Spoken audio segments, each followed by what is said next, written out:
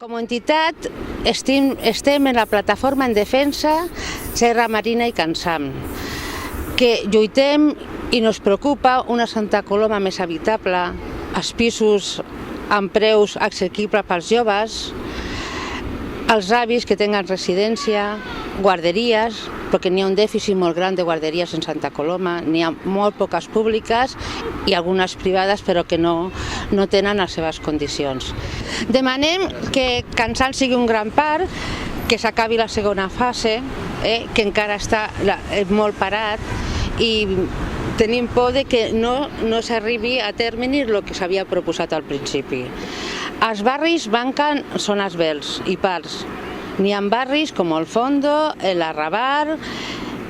Santa Rosa, que estan marcats de zones verds. No podem fer parcs que solament hi hagi cements, sinó que siguin realment on la gent se senti a gust, que hi hagi seients que realment els avis que no estiguin que estar com si fossin que estiguin en processió, i els nanos, llocs per a jugar, i els emigrants que passen per Santa Coloma que tinguin un alberg per a passar 1, 2, 3, 4 nits o un mes si és necessari, perquè n'hi ha gent que en dormen al carrer.